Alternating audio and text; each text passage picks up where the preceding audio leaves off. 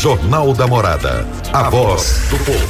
Então tá, de volta, são 9h04. A partir de agora a gente conversa então com o delegado titular do primeiro DP de São Sebastião, Dr. Vanderlei Pagliarini. Bom dia, doutor, tudo bem com o senhor? Bom dia, Neto, bom dia, Cássio, bom dia, ouvintes da Morada FM. Obrigado por atender o nosso convite, obrigado por estar aqui conosco no Jornal da Morada, a Voz do Povo, falando sobre essa questão de segurança.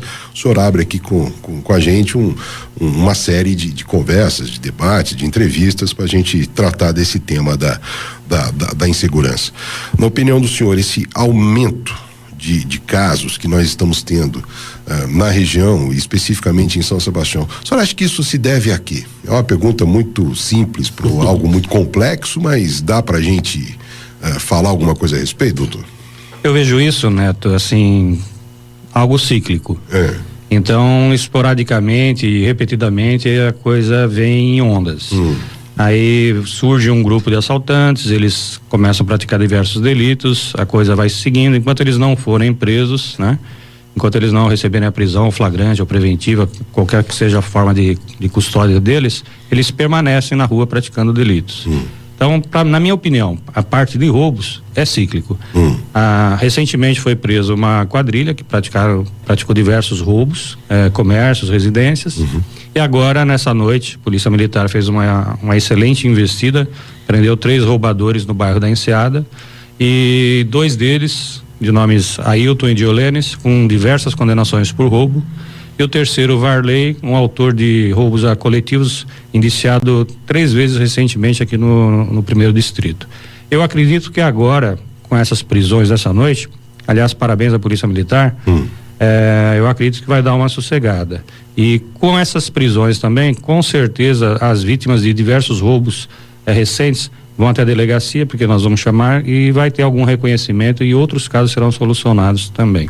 Tem alguma coisa, alguma relação, por exemplo, a polícia vai e aperta o cerco contra o tráfico, aí falta dinheiro, eles vão roubar, né? Tem essa relação existe isso? Existe, Neto, existe. Sempre que a polícia aperta o cerco num determinado tipo de crime que está em voga, se eles sentem que o espaço da prática desse crime ficou apertado para eles migram para uma outra figura criminal. E tem a migração de região também. A gente tem bandido aqui lá, principalmente do litoral da Baixada Santista, litoral sul. Porque quando a gente fala principalmente em explosões de caixas eletrônicos, sempre tem aquela ligação com Baixada Santista, Guarujá, né? Vicente Carvalho. Isso. Aqui na nossa região, no litoral norte, eu nunca vi uma quadrilha estabelecida aqui voltada à prática de roubos e furtos de caixa eletrônico. Quando ocorre crimes dessa natureza aqui, com certeza são quadrilhas que vêm de fora, vem da região de Campinas, vem da região de Santos. Todos os casos que foram solucionados aqui, dessa natureza, as quadrilhas são dessas regiões. Dá para falar em quadrilha especializada em alguma coisa aqui, né? Dá, sim. Hoje em dia você já pode falar nisso. Tem quadrilha especializada em tráfico, tem quadrilha especializada em roubos a caixa eletrônico e tem quadrilhas que essas sim, aqui da nossa região, estão se especializando em roubos à residência ou comércio. Essa última que nós prendemos aqui em São Sebastião, eles estavam se especializando em roubos a estabelecimentos comerciais. Então, do início do ano até a data da prisão, nós esclarecemos 12 crimes de roubos praticados por eles, sempre estabelecimentos comerciais. Existe um índice de solução de casos, doutor? Sim, todo mês a polícia fecha o mês fazendo uma sua estatística própria, né? Que é encaminhado ao São José dos Campos, que é o nosso departamento local, e dali vai para São Paulo, para a Secretaria de Segurança Pública. O índice de roubos aqui não está tão intenso assim, não é tão perturbador. Não tem como zerar, né? Você não consegue zerar nenhum tipo de crime, falar, olha, daqui para frente não vai mais acontecer tráfico, não vai acontecer furto, porque lamentavelmente isso daí é uma mazela que corrói a humanidade. O que você tem que fazer é manter sob controle, né? Não deixar nenhum tipo de crime estourar, chegar às alturas, de modo a provocar o desassossego da população. Então a polícia tem que estar atenta a isso. Subiu o número de tráfico, casos de tráfico, a população está perturbada com isso, a polícia tem que voltar suas atenções para prender os traficantes. Subiu o número de roubos, mesma coisa, identifica quem são os autores, vai para cima, a polícia vai para cima, e para isso também eu gostaria aqui de parabenizar o comandante Daniel da Polícia Militar, que eles têm feito um excelente trabalho, considerando que a São Sebastião é um município que tem uma região muito intensa para ser, né, fiscalizada por viatura. São 110 quilômetros da Boracéia até a divisa com Caraguá. No caso até dessa questão ainda relacionando droga com crime e tal, esses bandidos, essas quadrilhas, esses integrantes, eles estão sempre relacionados a consumo de droga? O cara sempre... Se eles também consomem? Se eles consomem... Geralmente o traficante que consome é aquele pequeno traficante. Então ele consome e ele vai traficar não porque ele é um comerciante de drogas, não. Ele vai comercializar para poder pagar o vício dele. Tá. O grande traficante, ele não consome droga. Ele só vende para quem vai consumir, mas ele mesmo ele não consome. O grande problema hoje é o crack em termos de droga, doutor? É a droga que mais destrói, né? Dessas que são mais conhecidas, é a droga que mais destrói o organismo humano, é a mais violenta. A ação do crack no organismo é muito agressiva. E também como o indivíduo que consome o crack, ele vai pegando tolerância a partir do primeiro consumo. Para o segundo consumo, o corpo já pegou uma certa tolerância, ele vai ter que consumir mais para ter o mesmo barato, né? E aí ele começa a consumir mais, entra num ciclo vicioso e como o crack destrói muito, principalmente a parte cerebral, aí a pessoa se perde e ou ele vai virar um bandido ou ele vai virar, né, um ser abjeto, ele não vai conseguir ter uma vida. Falando até em crack, doutor, a Cracolândia, há o que se fazer na Cracolândia, no centro de São Sebastião? Eu entendo, assim como tem a Cracolândia em São Paulo e toda cidade tem a sua Cracolândia, né? Eu entendo que deveria sim ter uma ação do poder público na nossa Cracolândia, né? Que é aqui perto do porto, inclusive, para coibir esse tipo de atividade. Vez ou outra, os meus policiais dão uma passadinha lá para ver, né? Para ver o que está acontecendo. E você pega um ou outro usuário, são levados para a delegacia, você não pega o traficante ali, porque o usuário aqui vai lá só para consumir. Certo. O tráfico naquele local não tem. Então, até justamente isso, como é que hoje, essa dificuldade da polícia em lidar com essa questão da quantidade que é um porte para consumo, o tráfico, é meio difícil atuar dessa forma? Como é que o doutor, por exemplo, recebe no plantão, decreto a prisão do cara, não prendo a quantidade, como é que se define isso, doutor? Há uma regra específica? Você tem que definir primeiro qual o perfil do preso. Se ele tem propensão a ser um usuário ou não, e claro, você tem que ver também a quantidade de droga que ele está levando. Geralmente, quando eles levam variedade de drogas, mesmo que a quantidade não seja muito grande, você não pode falar que tratar como usuário. Então você pega o sujeito com 10 pedrinhas de crack, ele pode falar, sou usuário de crack, eu só estou com 10 porque acabei de comprar, né? Para me manter em estoque. Então aí você vai ter que estudar esse caso. Agora, se você pega ele com 10 pedras de crack, 20 pacotinhos de maconha e mais um tanto de cocaína, aí se ele falar usuário, aí não dá, né? Porque ninguém usa 3 espécies de droga ao mesmo tempo. E nessa quantidade. E ainda mais dessa quantidade. Mas também, tudo depende da interpretação. E interpretação jurisprudencial feita pelos tribunais é um pouco complicado. Vou dar um exemplo. Uma vez eu prendi um casal que estava na casa deles com 1,1 kg de maconha. Eles alegaram que guardavam aquilo para consumo próprio, e eles não eram traficantes, mas como eles utilizam com uma certa frequência, eles queriam ter ali para não estar toda hora indo até a boca de fumo para comprar. Eu prendi por tráfico. Só que quando chegou em juízo foi descaracterizado para porte, né, para uso próprio. Então vai depender da interpretação. Eu tenho a minha que eu utilizo e eu posso garantir que a minha interpretação é um pouco rigorosa. Eu assim, não dou muito espaço. Se eu entendo que mesmo sendo pequena a quantidade, o perfil dele não é de usuário, eu prendo por tráfico. Faltando uma política social, faltando uma política de saúde para essa questão, né? Em termos de polícia, não é enxugar gelo, doutor? Quer dizer, o trabalho de vocês ele tá sempre comprometido porque o senhor faz o seu papel, o senhor cumpre com o seu papel, mas chega ali na frente, não existe um andamento da coisa como deveria ser feito? Essa é uma visão que eu também tenho, Neto. Como falta esse tipo de política, a polícia, as duas polícias, né? Civil as e militar, duas, isso. Vem enxugando gelo há muitos anos, né? E não só aqui na região, em todo lugar. E precisa ter, sim, uma política de tratamento, precisa ter uma política de acompanhamento da criança e do adolescente, para não permitir que eles ingressem nesse mundo de comércio de drogas primeiro como avião e mula, depois como traficante. Porque se você dá uma opção para essa criança, para esse adolescente, se ele tiver uma opção sadia, ele não vai optar por esse caminho. Ele acaba caindo nesse caminho do tráfico, porque na idade dele e onde ele vive, ele não tem outra opção. Então ele é meio abandonado pelo pai, que é alcoólatra, a mãe às vezes tem uma vida desregrada, ele fica sozinho em casa, fica largado na rua, a rua acaba sendo o lar dele. E quem que ele vê na rua? Ele vê o traficante, que hoje dá um doce para ele, amanhã dá um dinheirinho, ele fala assim, se você transportar droga para mim, né, você vai ter sempre seu dinheiro no bolso, e para ele é uma facilidade, que a família não tá dando nada, é uma família ausente, e para ele passa a ser adotado pelo traficante. Você vê até com certo poder, né? Andar armado, aquela poder, coisa exatamente. toda, né? Posso pedir pro doutor falar sobre a ocorrência, acho que de sexta para sábado, né? Claro, Vocês fizeram uma grande apreensão no Morro da Olaria, né, doutor? Foi feita uma grande apreensão, por pouco não foi feita a prisão, né? Porque ali há uns certos esconderijos, umas rotas de fuga, que nem todo cantinho a polícia tem conhecimento. Foi feito um certo cerco, nós cercamos o local, mas eles têm umas rotas de fuga ali que para nós foi até surpresa, que eles usaram uma que a gente não conhecia. Foi pego uma grande quantidade de drogas, foi um prejuízo, nós desarticulamos ali aquele ponto de drogas. É claro que a gente, né, ninguém aqui é inocente, ninguém é ingênuo, e a gente sabe que aquele ponto vai ser restaurado logo ou muda um pouquinho de lugar, porém como o fluxo de usuários lá é grande, eles não vão perder, né, esse ponto de comércio. A coisa muda um pouquinho, mas vai ficar por ali. Mas nós já estamos atentos a essa situação.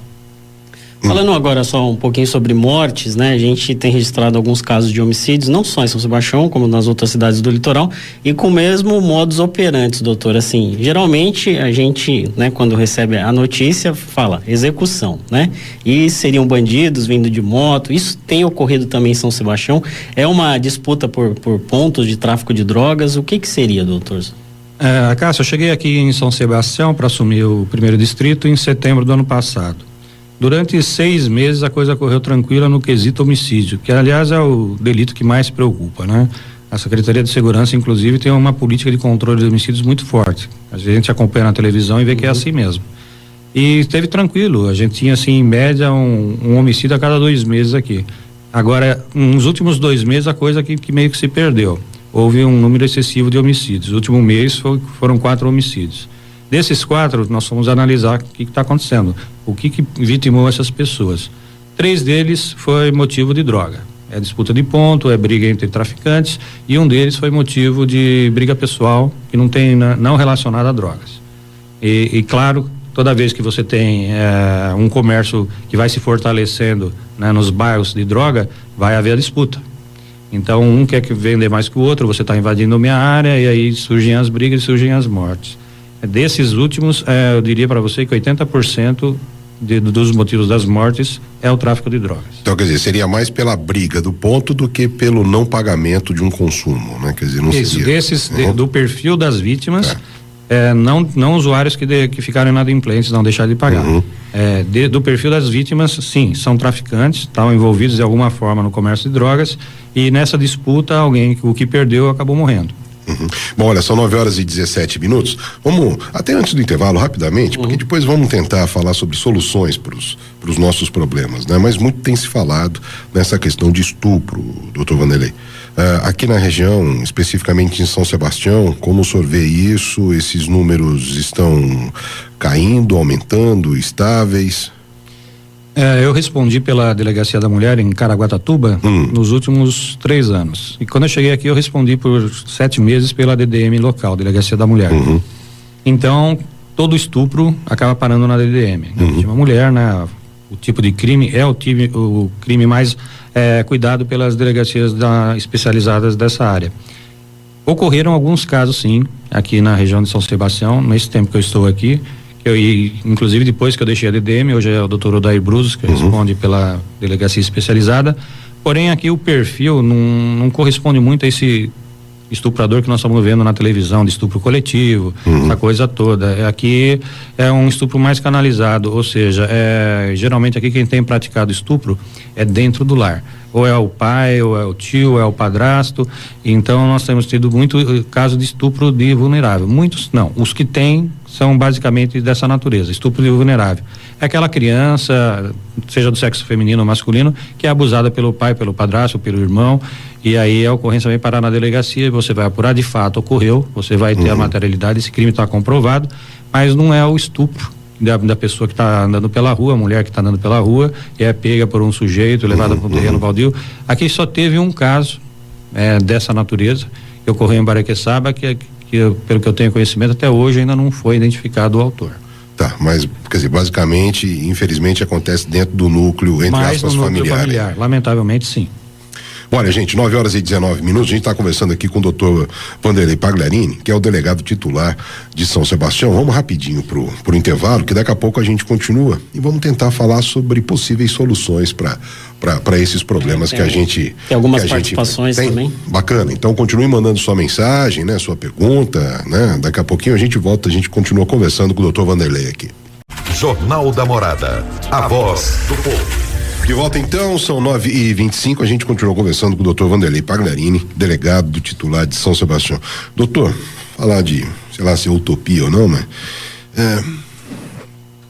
teria solução, na opinião do senhor, cidadão, doutor Vanderlei, delegado. Para criminalidade? A solução efetiva para esse tipo de situação, Neto, é o Estado dar melhores condições de vida para as pessoas, para o cidadão. O cidadão ter um emprego, ainda que um emprego meio básico. Se você pegar os países mais desenvolvidos do mundo, onde o salário mínimo e o máximo não tem uma grande diferença, ou seja, não existe aquele abismo social que tem no Brasil. No Brasil tem pessoas que ganham abaixo do mínimo. E do outro lado você vai ver pessoas que ganham, apresentadores de televisão que ganham 5 milhões. Então aqui não é um abismo social, aqui é um universo social separando, né, o mais pobre do mais rico. Então o mais pobre aqui não tem condições de vida de ter nada, né? Não pode ter a casa dele, a gente conversou há pouco, o sonho, né, de pagar um IPTU, né? Não tem a casinha dele, às vezes consegue malemar um barraquinho sem condições de saúde, não tem água encanada, não tem esgoto, não consegue comprar alimento e vestuário para a família. E então essa desigualdade social está na raiz da maior parte da criminalidade. Se você pegar os artigos do Código Penal e legislação esparsa, o que é o grande motor da criminalidade? É a diferença social. Daí vem diferença social, você vai ver também educação, né? Essas coisas todas. E vem na sequência. Mas se você diminuir esse abismo social que existe entre pobres e ricos, você já vai ver uma melhora nos índices de criminalidade. Segundo ponto, você, embora não consiga essa luta que eu te falei agora, você não consiga empreender essa luta, não consiga ver resultados, porque também não depende do cidadão, depende do governo. Você pode implantar nos locais, nos municípios, uma política de atenção às crianças e adolescentes. Então não deixar a criança e adolescente na rua, que a rua não é lugar para eles. Se eles não têm educação no lar, o município tem que fazer o quê? Monta uma escola de música, uma escola que vai dar para eles uma opção de esportes, né? Uma escolinha de futebol para molecada. Eu vi recentemente na televisão crianças carentes de uma comunidade frequentar uma escola de música, né? Um já foi tocar na Europa, a menina que dançava balé também foi para os Estados Unidos. Então você tem que dar uma ocupação. Se ele tiver uma opção, se essa criança ou adolescente tiver uma opção, eles vão deixar a rua para ir nessa opção. Então ele vai tocar um instrumento musical, ele vai fazer um esporte e ele vai dar a predileção por isso. Porque na verdade eles acabam caindo nesse mundo de tráfico, de criminalidade, por falta total de opção. É que ele não tem outra coisa para fazer, então ele vai para lá. Se o Estado, ou no caso aqui estamos falando na parte local, o município fizer essa parte, essa contrapartida, você investe no primeiro momento e dali alguns anos você vai ver o retorno disso. Qual é o retorno? Você vai ver a diminuição da criminalidade no local onde você está morando. Então, se você montar aqui uma escola de música, uma escola de esporte em São Sebastião, por exemplo, hoje a prefeitura investe dinheiro nisso. Daqui 10 anos você tem o retorno. Você vai ver que diminuiu o número de pontos de tráfico, diminuiu o número de assaltos, porque está cuidando das suas crianças, dos seus adolescentes, e eles vão procurar um mercado de trabalho que não seja esse mercado de trabalho do crime.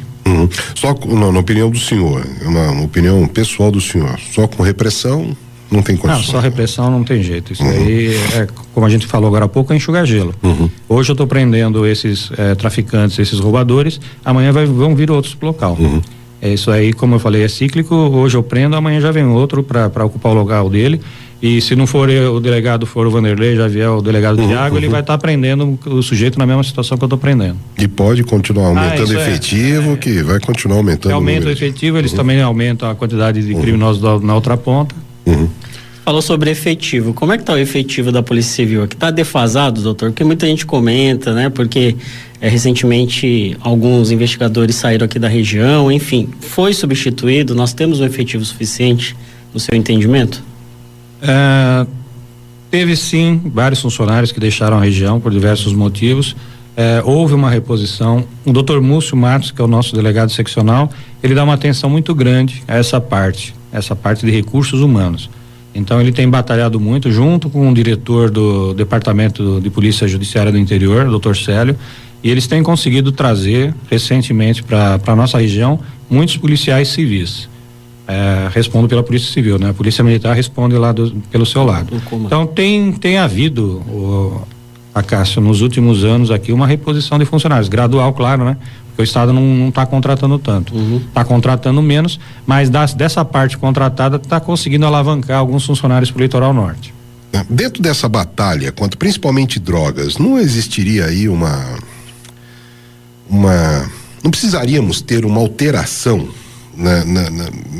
nessa questão, que eu digo assim, a gente continua, né, nessa batalha do que é proibido, né, contra a sociedade, né? A gente falou da quantidade do porte, né? O senhor disse que surpreendeu um casal com mais de 1 quilo de droga e depois entenderam que aquilo era para consumo próprio e tal.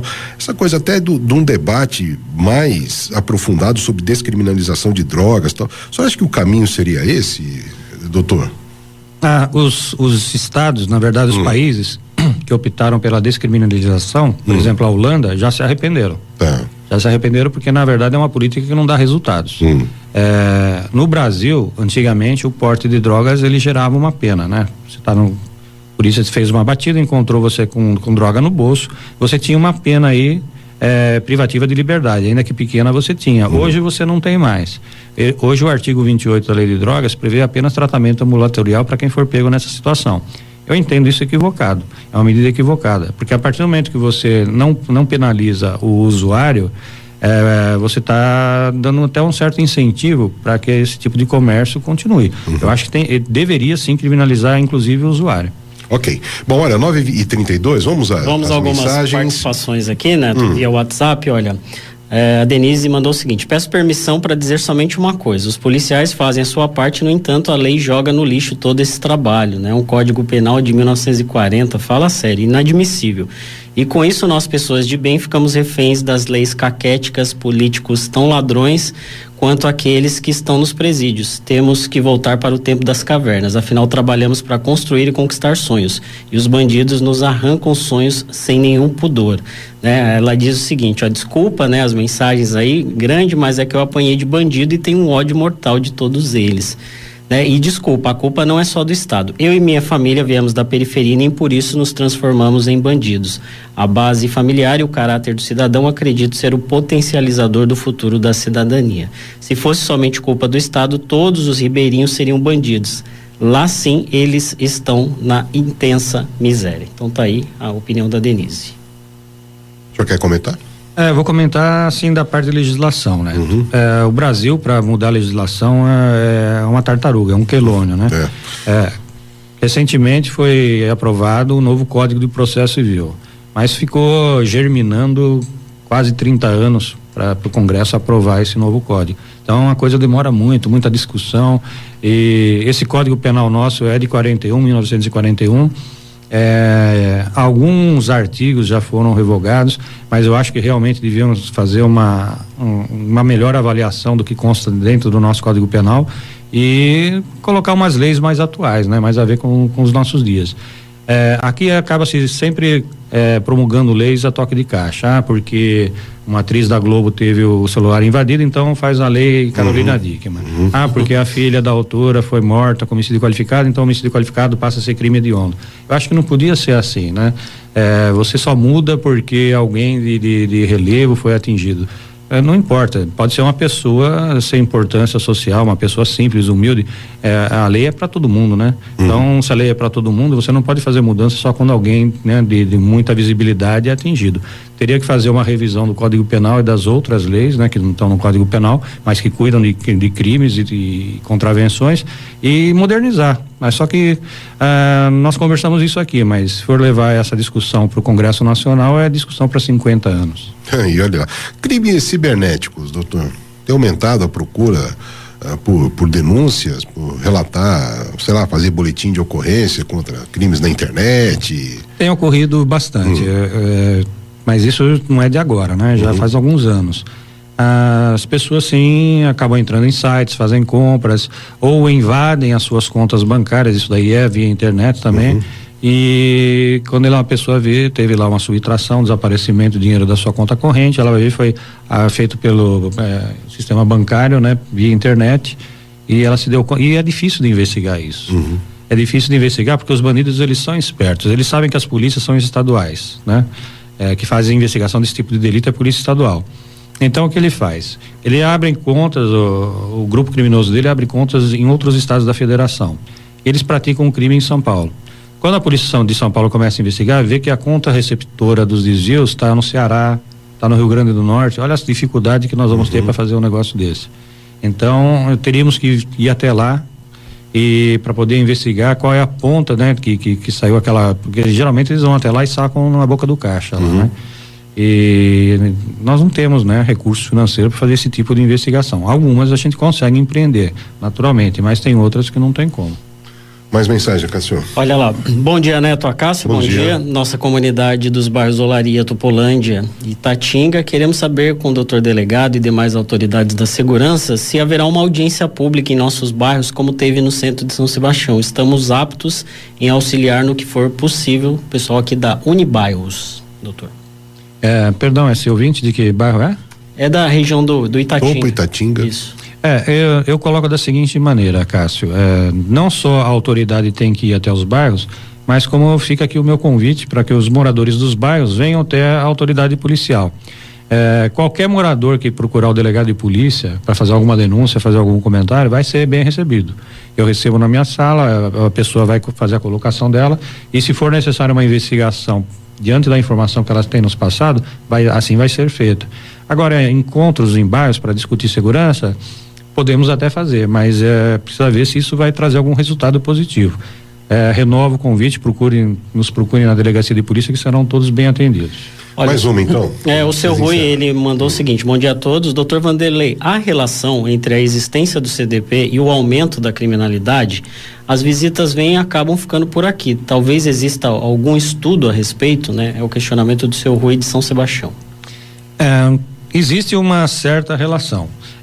Nas cidades onde existem CDPs, o sujeito, vamos supor, ele é de Bauru, ele é de São José do Rio Preto, ele veio praticar um crime aqui, foi preso em Caraguá, São Sebastião, ele vai pro CDP. Ele fica preso aqui. A família dele, que é lá de longe, às vezes quer ficar perto, né? Porque ele era o que sustentava a casa com dinheiro ilícito da conduta dele. Então, muitas vezes familiares vêm e se mudam para nossa região para poder ficar perto do pai de família criminoso. Então, você vai ter uma certa migração da família desse criminoso e tem essa relação, existe sim. Ok, então mais uma para encerrar. Inclusive veio pela sua página, Neto, radialista Ângelo Neto. Bom dia, gostaria de deixar a minha pergunta. Se tem como uma viatura entrar nas ruas próximas, né, paralelas à praia de Boiçucanga, pois a droga continua e o traficante continua, né? Então, tá ouvindo o programa, né? Está demais, Neto. Inclusive tem um motoqueiro que entra na nossa rua a 100 km por hora todas as noites e quem tiver na frente que se cuide, né? Que inclusive teria ligações aí com essa venda de drogas aí. Então tá pedindo mais policiamento, isso, né? Exato. É possível isso, doutor? É possível. Boiçucanga, né? Aí já era do segundo distrito, mas assim, eu vou dar um conselho para a pessoa, para o denunciante. É possível sim, e seria bom colocar essa questão para a polícia militar, né? Que é a polícia militar que faz essa parte do policiamento preventivo. E também, se o denunciante, ele pode fazer uma denúncia até anônima, Neto, para a Delegacia de Investigações sobre Entorpecentes aqui de São Sebastião. Ele faz a denúncia via anônima, ele não vai ser identificado, ele dá todos os detalhes dessa ação criminosa. Aí a Delegacia de Investigações sobre Entorpecentes vai ter uma ação no local para ver se inibe esse tráfico de drogas. 181? Esse é o telefone? Qual que é o telefone? 147. 147. Então, 181 existe? Tem essa Na Polícia Civil tem usado o 147. 147. Então, lembrar da gente sempre então falar aqui 147. Do 147. Ou liga direto para o próprio telefone da delegacia. Você pede o anonimato e eles não vão identificar quem está denunciando. Ok, então tá. Doutor, infelizmente a gente tá. Oi? Não só tem gente dizendo aí uma das melhores entrevistas com uma autoridade que vê o nosso lado e também sofre por isso, né? Então, muito bacana. Um comentário aqui do ouvinte que pede, inclusive, doutor, para que se verifique a questão da Enseada, bairro da Enseada, né? Algumas ruas ali que estariam com problemas de tráfico de drogas, né? Aliás, hoje a Enseada recebe uma boa notícia, né? Que 3 roubadores foram presos na noite pela Polícia Militar, depois de inclusive ter assaltado um transeunte. E como nós comentamos agora há pouco, desses 3 que foram presos, 2 com várias condenações criminais por roubo, quer dizer, condenação específica no crime que ele foi preso ontem, e o terceiro, que ainda não foi condenado, mas já com 2 condenações encaminhadas, porque foi recentemente iniciado. A Enseada é um bairro que a gente tem dedicado uma certa atenção, é Enseada e o Canto do Mar, né? Que estão juntinhos ali, mas não estão esquecidos não, eles estão perto da divisa com Caraguá, mas eu tenho dedicado uma atenção especial para esses 2 bairros. Doutor Vanderlei, muito obrigado pela sua presença, a gente agradece demais aqui, deixar aberto um canal de comunicação, estamos sempre à disposição aqui do senhor e da polícia. O senhor quer acrescentar alguma coisa? Eu gostaria de agradecer a oportunidade, Neto, também da mesma forma que vocês abriram o microfone para a Polícia Civil falar, a delegacia está de portas abertas para a Rádio Morada FM, para todo mundo daqui. Qualquer necessidade que vocês precisarem de informação, em sendo possível, estamos aqui para colaborar. Eu acho que a população tem que ser informada do que está acontecendo, do que a polícia está fazendo. Eu sou contra você sonegar informação. Então, se você está trabalhando, você não tem por que sonegar informação. Passa a informação. Até porque a população fica mais tranquila. Então você fala, olha, nessa noite foram presos 3 assim, você peça toda a informação. Hoje o pessoal da Enseada vai estar mais tranquilo nessa noite, porque sabe que 3 ladrões foram tirados de circulação. Então, compete à polícia também ajudar a população nesse tipo de informação. Nada é melhor do que a tranquilidade pessoal, não é, Neto? Não tenha dúvida, concordo plenamente com o senhor. Mais uma vez então, doutor, muito obrigado, um bom dia, uma boa semana. Igualmente. Olha, são 9h42, a gente conversou com o doutor Vanderlei Pagliarini, delegado titular de São Sebastião. E essa semana a gente continua falando sobre a questão da segurança. Amanhã a gente fala com o Conseg da Centro Costa Norte de São Sebastião, não é isso? É o Flávio, né? Então, presidente do Conseg. E você, por favor, continue participando. Caso tenha aqui algumas mensagens, eu acredito que tem algumas mensagens diretamente relacionadas à entrevista de hoje com o doutor Vanderlei, a gente encaminha as mensagens ao doutor, ele responde e a gente traz depois no Fala Ouvinte. Combinado? 9h42, a gente já volta. Jornal da Morada, a voz do povo.